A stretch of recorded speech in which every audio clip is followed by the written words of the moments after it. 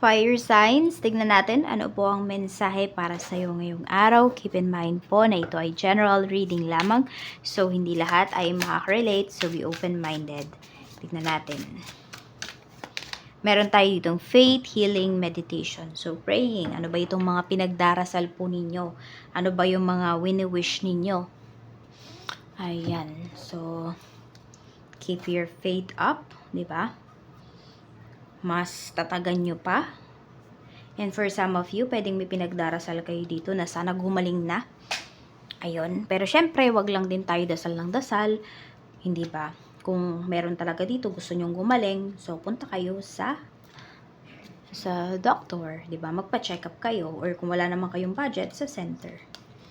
Ayun po. So kailangan din natin gumawa ng action. Tignan natin. At kung kayo yung may nararamdaman, ayan po, huwag kayong magtipid, no, pagdating sa inyong health. Fire signs, kailangan nyong magpa-check up po kayo. So, tingnan natin ano pa yung mensahe para sa'yo. Okay. Walang tayo dito. Ano yung mensahe? Spirit guide, mensahe natin kay fire signs, Aries, Leo, Sagittarius. Meron tayo ditong many choices. Sabi dito, opportunities abound when you are in a dilemma. All roads lead to Rome. Look at all your options. So, tingnan nyo daw, ano ba yung mga options ninyo? Ano ba yung mga opportunities na dumarating sa life ninyo? Marami daw kayong choices. Diba? Many choices. Marami kayong option. So, wag nyong ikulong yung inyong sarili doon sa bagay na, or dun sa, sa solusyon, na sa tingin nyo, yun na lang yung solusyon sa life ninyo. Yung solusyon na hindi naman nakaka-solve ng problems ninyo. So, tignan pa natin ano pa yung mensahe para sa'yo. Oh, medyo may bali-baliktad dito. Pero okay lang yan. Sige. Tignan natin ano pa yung mensahe para sa'yo. Spirit guide, mensahe po natin. Kaya yung iba sa inyo, pwedeng ito, madami namang in-offer sa inyo, tas di nyo alam kung ano ba yung pipiliin nyo. Kaya napapadasal na lang yung iba sa inyo dito, na i-lead kayo sa mas tamang direksyon. We have 6 of Pentacles. Okay, tignan pa natin. Pwedeng meron dito. Alam mo yung mga ginawa mo, fire signs, maano na siya, makakompensate ka na dito. Pwedeng may big blessings na paparating para sa'yo dito. For some of you naman, kung meron ngang may sakit dito, ayan po, pwedeng makakuha kayo dito ng assistance from the government, ganyan, or yung kine-claim nyo, kung may kine-claim man kayo dito sa mga government agencies. Yan, kung meron kayong SS, meron kayong pag-ibig, or meron kayong PhilHealth, ganyan. So, pwedeng makukuha po kayo ng malaking benefits dyan. Or kung ano man yung kine-claim po ninyo. We have Ace of Pentacles. So, maganda talaga, maganda yung kaperahan mo ngayon. Yan yung sinasabi dito. Pwedeng ito po ay pagdating sa iyong negosyo. So, parang umaga pa lang, kita mo na talaga yung kita mo. Ayan po. So, parang pray na lang talaga yung iba sa inyo para magpasalamat. Hindi na naman lagi na nagdadasal yung iba sa inyo, fire signs, para humiling lamang. Kung hindi, yung iba din sa inyo, nagdadasal kayo para magpasalamat kasi, yan po, nakaubos yung iba sa inyo ng benta ninyo ngayong araw. Meron tayo ditong the Fool. Meron tayo ditong King of Swords. Okay, so pwedeng kayo to. Hindi talaga kayo maloloko ng ibang tao, or pinaparamdam mo sa mga tao sa paligid mo na, uy, hindi nyo ko pwedeng lokohin. Kaya wag nyo nang itry.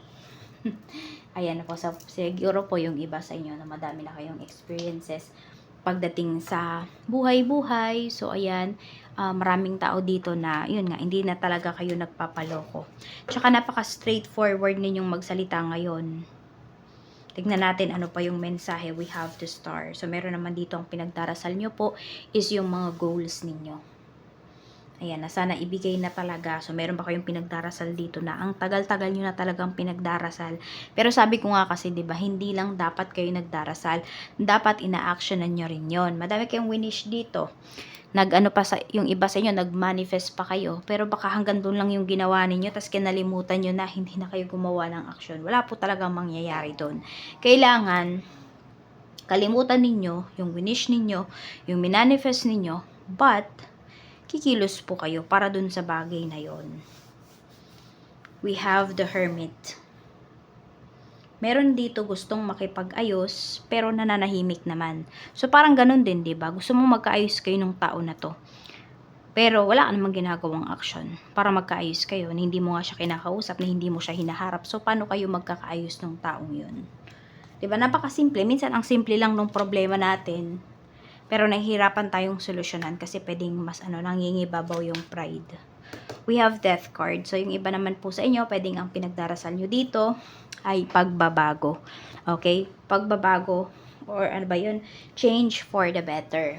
Meron naman, okay, merong pinagdarasal dito. Pwede po na may nawala kayong mahal sa buhay. So, yun yung pinagdarasal ninyo. Na maging peaceful na siya, or maging at peace na pa siya. Ganon. Okay, we have the Tower. Meron naman more on about sa health. Yung iba sa inyo, yan talaga yung inyong pinagdarasal or yung faith talaga ninyo, yung paniniwala ninyo. Pwedeng pinagdadasal nyo rin yan na hindi kayo matukso.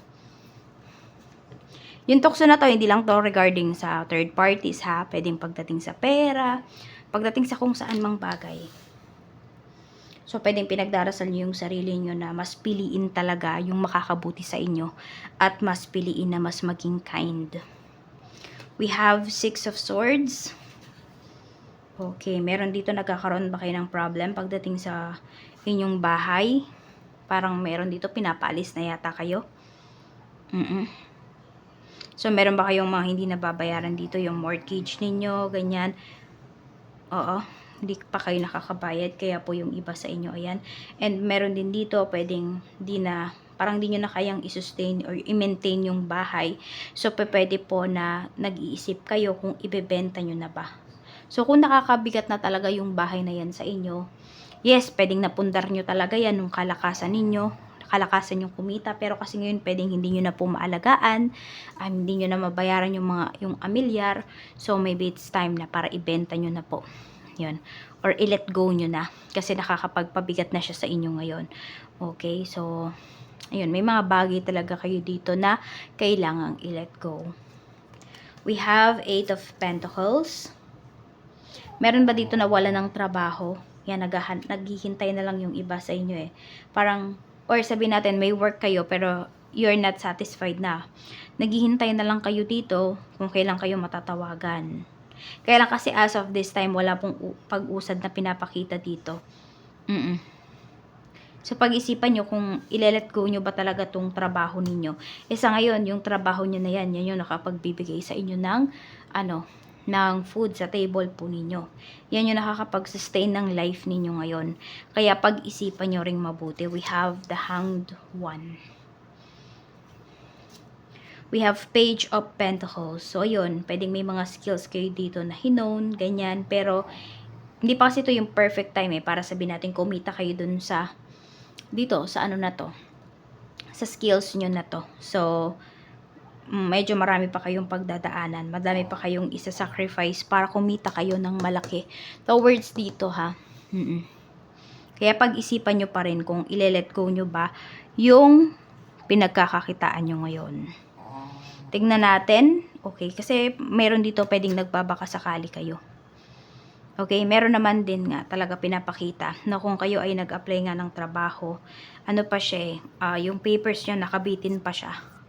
Okay, so hindi pa siya nare-review, tipong ganun. We have 2 of Cups. Meron tayo ditong 4 of Pentacles. Okay, so pwedeng may makikipag-usap sa'yo dito, pero ang gusto ng taong to, siya lang yung magbe-benefit. Parang oo ka lang sa kanya. Parang kailangan hindi ka kumontra sa mga sinasabi ng taong to. Oo ka lang daw ng oo. Kaya mo ba yun? Fire signs. Yung tipong kahit alam mo na may hindi magandang nangyayari towards dito sa usapan ninyo, oo ka lang. Gusto niya siya lang yung magbe-benefit dito. Tapos nakikita ko rin dito, gusto niya pagkatiwalaan mo siya, okay, pero hindi naman yun yung binibigay niya sa'yo na energy. Yan, pero kung napasubo na yung iba sa inyo dito, ay siguro tanging pagdadasal na lang talaga yung pinanghahawakan ninyo dito, na sana magbago yung isip ng taong to at hindi kayo lokohin. Tignan natin ano pa yung mensahe.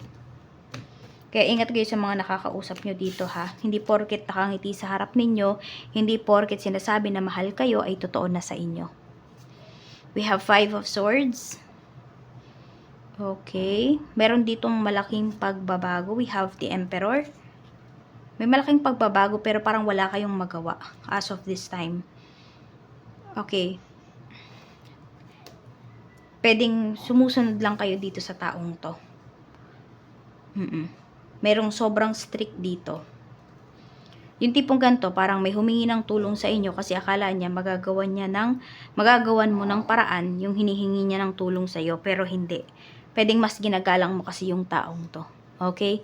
So, kung meron ba manghihingi ng help sa inyo ngayon, ng favor, tignan nyo muna kung ano ba talaga yun. Huwag kayong oo ka agad.